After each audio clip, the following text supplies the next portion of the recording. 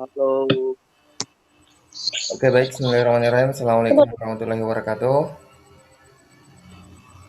waalaikumsalam warahmatullahi wabarakatuh. Oke, langsung saja. eh Sebelum kita mulai, mohon kamera yang diaktifkan. Jadi pada siang hari ini kita akan melakukan sesi diskusi terkait tugas mata kuliah teknologi produksi pada lahan suboptimal. Nah, diskusinya kita mulai saja. Jadi sistem diskusinya itu kita tanya jawab. Mungkin dimulai dari saya saja. Silakan jika ada yang ingin bertanya, silakan.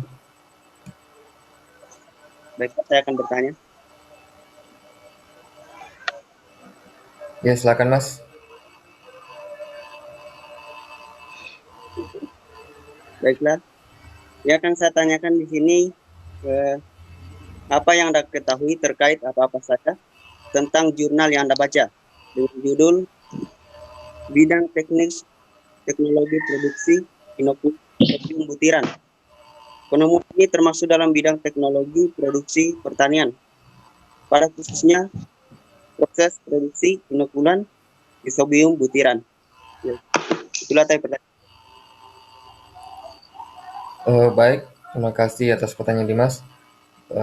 Saya akan menjawab pertanyaan dari saudara Dimas terkait apa-apa saja yang saya ketahui terkait jurnal yang saya baca dengan judul Jurnal Bidang Teknis Teknologi Produksi Inokulan Rhizobium Butiran. Penemuan ini termasuk dalam bidang teknologi produksi pertanian, khususnya pada proses produksi inokulan Rhizobium Butiran. Jadi ada beberapa yang saya dapat simpulkan terkait jurnal-jurnal yang telah saya baca terkait jurnal tersebut tadi, yaitu eh, pertama kita harus ketahui itu pada jurnal tersebut eh, adanya nitrogen hayati. Nitrogen hayati ini adalah bagian dari mikroorganisme di alam dan juga merupakan gas padat hayati menyediakan nitrogen bagi tanaman yang tidak hanya dapat mengatasi konsekuensi buruk dari penggunaan pupuk kimia yang berlebihan, tetapi juga sangat menghemat energi, mengurangi polusi, meningkatkan kesuburan tanah, dan menghemat pupuk serta meningkatkan produksi. Saat ini, negara-negara di seluruh dunia semakin memperhatikan perlindungan lingkungan dan pemanfaatan sumber dayanya. Sumber daya baru yang menyediakan nitrogen untuk pertanian lebih terkonsentrasi pada fiksasi nitrogen biologis, dan padatan biologis menjadi semakin penting sebagai sumber daya baru yang dapat diperbarui. Untuk penanaman tanaman polongan juga perlu dilakukan inokulasi rhizobia. Saat ini sebagian besar pembalut benih rhizobia cair digunakan. Terdapat ada beberapa kerugiannya. Kerugiannya adalah mudah untuk mengupas biji dan rhizobia tidak dapat menyentuh daerah rambut akar setelah aplikasi dan dapat menyebabkan infeksi. Salah satunya itu tumor yang menyakitkan. Tujuan daripada penemuan ini yaitu adalah menyediakan proses produksi inokulum rhizobia granular. Inokulan rhizobia granular ini yang dihasilkan dapat membuat area rambut akar tanaman dengan cepat bersentuhan dengan rhizobia atau rhizobium. Nah, secara efektif membentuk infeksi dan nodul. Skema teknisnya yaitu untuk mencapai tujuan penemuan ini, proses menuju produksi nuklear sebagai granular yang dicirikan bahwa pengatur ditambahkan ke pembawa pupuk bioorganik untuk membuat nilai pH pembawa dengan pH 6, 8 sampai 7, 2 dan pembawa penyerap akar. Penemuan ini dapat memperbaiki tanah. Selain itu juga dapat meningkatkan efisiensi pupuk kimia, merangsang pertumbuhan tanaman yang cepat, tahan penyakit, tahan awal dan tahan stres, meningkatkan hasil panen dan kualitas produk. Hasil panennya bisa meningkat sampai mulai dari 9 sampai 17%. Setelah penerapan penemuan ini, tanaman lapangan dapat mengurangi penggunaan pupuk kimia. Jadi dengan adanya penemuan ini, para petani bisa meminimalisir atau mengurangi penggunaan pupuk kimia sebesar 20-30%.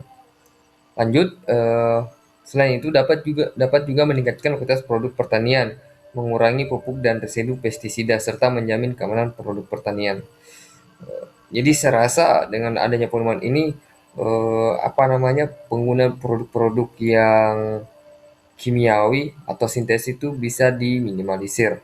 Serasa penemuan ini sangat baik. Lanjut, pembawa bioorganik dapat berupa angin atau media pemberkatan dihancurkan melalui seringan 100 sampai 120 hari. Pengatur asam ditambahkan ke pembawa dan pengatur asam dapat berupa kalsium bikarbonat untuk membuat nilai pil pembawa. Granulasi cakram. Setelah granulasi cakram dapat dikeringkan dengan udara secara alami atau dikeringkan dengan piring dan suhu pengeringan dikontrol. Kemudian lanjut, budidaya dan kemudian tanam dalam tangki kultur stainless steel yang telah disterilkan sebelumnya pada 33 atau kurang lebih 3 derajat Celcius. Budidayanya kemudian dilakukan selama 3 sampai 5 hari untuk mendapatkan inokulum rhizobia. Baik, terkait jurnal yang saya baca, itulah kesimpulan atau substansi dari jurnal tersebut yang bisa saya paparkan dan bisa saya jawab dengan pertanyaan saudara Dimas tadi. Mungkin itu saja. Lanjut.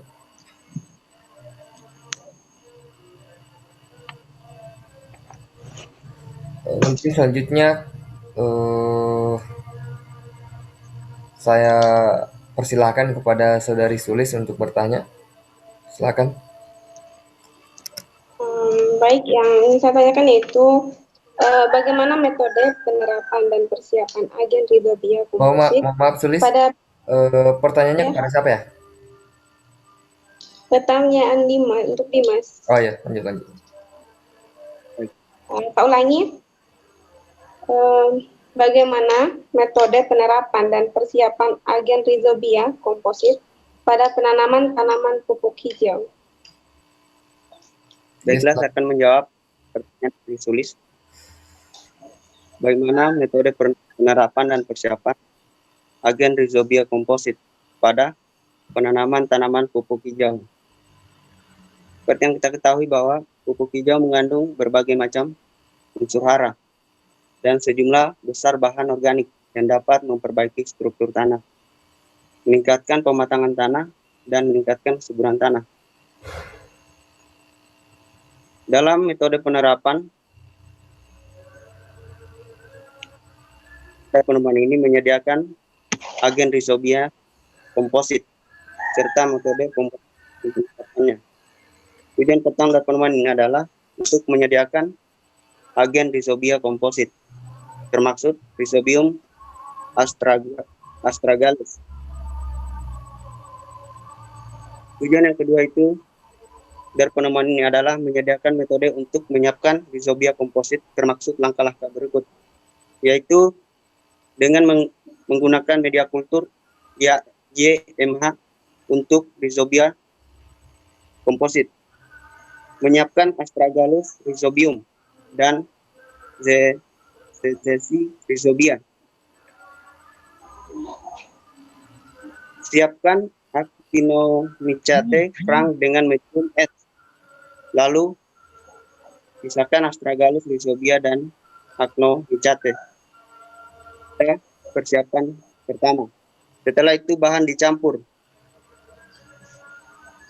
Kemudian perbesar kultur untuk mendapatkan media kultur primer.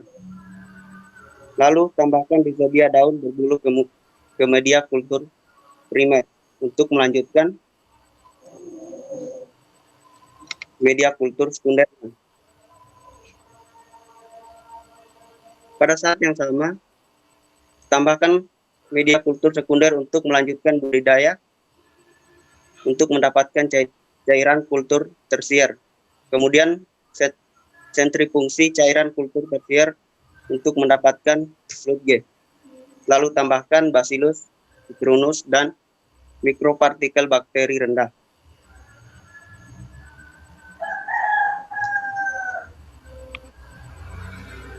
Baik, selanjutnya saya persilakan kepada saudara Dimas untuk bertanya. Mau bertanya saya sudah. Oh ya sudah ya Dimas. Selanjutnya Kalau begitu saya yang akan bertanya. Pertanyaan ini saya tujukan kepada saudari saya, saudari Irawati. Pertanyaannya yaitu bagaimana proses mokulan rhizobium granular? Langsung saja saya akan menjawab bagaimana proses mokulan rhizobia granular. Proses mokulan rhizobia granular ditandai dengan pembawa pupuk bioorganik ditambahkan dengan pengatur asam sehingga pH pembawa 6,8 sampai 7,2 dan pembawa mengadsorpsi inokulan rhizobia dan kemudian digranulasi dengan cakram. Terima kasih, itu saja. Baik, sebelumnya saya ingin konfirmasi apakah semua peserta kelompok sudah bertanya?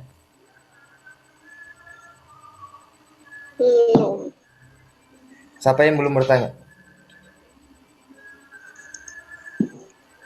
Ira. Oh, Ira. Oh ya, Ira, silakan bertanya. Tadi sebenarnya tadi pertanyaannya semua ke Sulis, tapi sudah ditanyakan nih sama Dimas. Oh, oke. Iya. Maaf, yang saya tanyakan tadi sama pertanyaan dari Agung.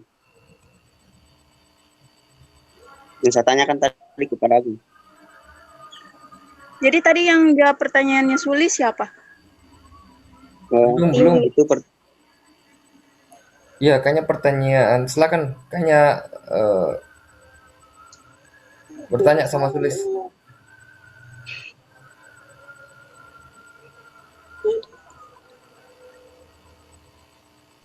Bertanya kalau saya tidak kan. pertanyaannya sama Sulis Nara.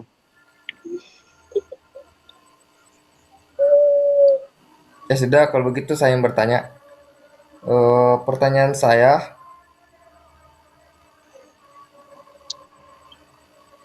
yaitu dalam menyiapkan metode untuk agen rhizobia komposit itu ada dua pendapat. Coba uraikan. Baik, langsung saja. Metode untuk menyiapkan agen rhizobia komposit itu menurut klaim 1 yang dicirikan terdiri dari langkah-langkah berikut, yaitu pertama, pembiakan terpisah dalam media YMA untuk menyiapkan Astragalus rhizobia, daun berbulu, Panabiter rhizobia, Clover rhizobia. Gunakan media S untuk mempersiapkan antimorphic yang selanjutnya S2, masing-masing mencampurkan Astragalus rhizobia dan antinomisid yang disiapkan di S1 dan kemudian memperbesar kultur, mendapatkan media kultur primer, kemudian menambahkan inokular rhizobia ke dalam media kultur primer dan dilanjutkan budidaya untuk mendapatkan media kultur sekunder. Lalu ditambahkan jamur bintil, garut kacang polong, dan rhizobia semanggi pada media kultur sekunder secara bersamaan. Selanjutnya budidaya dalam medium untuk mendapatkan larutan kultur tersier, kemudian centrifugi cairan kultur tersier untuk mendapatkan pasta bakteri. Lalu S3, bubur bakteri yang diperoleh dalam S2 dikeringkan vakum untuk mendapatkan bubuk bakteri. Lalu S4-nya itu menambahkan Bacillus citrinus dan mikropartikel bakteri rendap putih ke S3 untuk mendapatkan bubuk bakteri dan mencampurkan secara seragam untuk mendapatkan inokulum rhizobia komposit. Ketiga itu metode pembuatan bahan komposit rhizobium menurut klaim 2, di mana pada S1 Astragalus rhizobium, Trichum rhizobium, mata panah rhizobium kacang polong, rhizobium semanggi, dan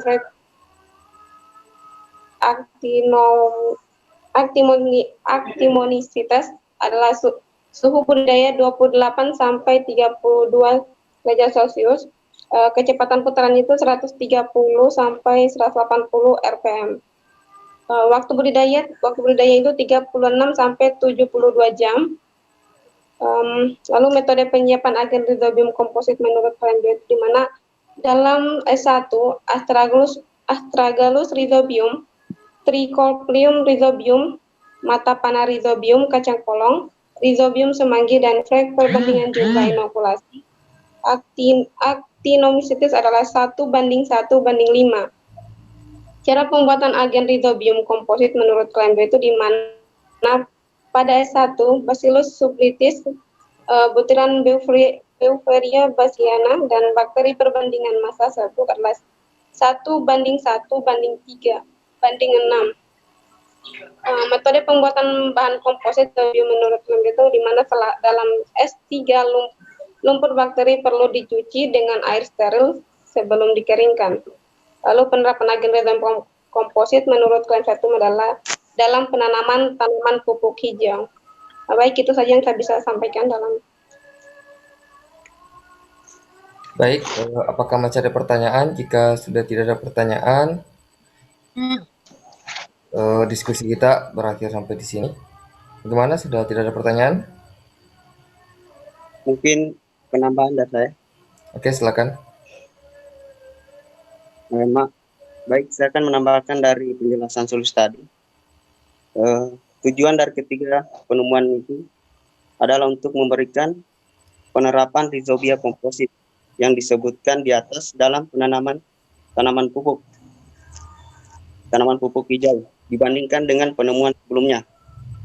Efek menguntungkan dari penemuan ini adalah sebagai berikut, yaitu Actinomycetes frankiae dalam penemuan dapat secara efektif meningkatkan Rhizobium astragalus, Rhizobium polaris, dan kecepatan panah. Rhizobium komposit yang diperoleh dalam penemuan ini dapat secara efektif meningkatkan produksi hormon pada pertumbuhan tanaman. Dengan demikian meningkatkan laju pertumbuhan tanaman. Baiklah, itulah yang saya tambahkan. Oke, baik. Apa masih ada lagi? Jika tidak ada, kita akhiri sampai di sini.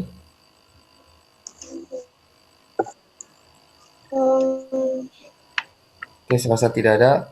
Baik, demikianlah diskusi kita pada siang hari ini. Mudah-mudahan ini merupakan jadi pembelajaran dan penambahan ilmu baru kepada diri kita masing-masing. Mudah-mudahan hasil daripada diskusi kita ini menjadi wawasan yang baru yang berguna untuk kita nanti ke depannya. Dengan ucapan wabillahi taufiq wal hidayah. Wassalamualaikum warahmatullahi wabarakatuh. Waalaikumsalam warahmatullahi wabarakatuh.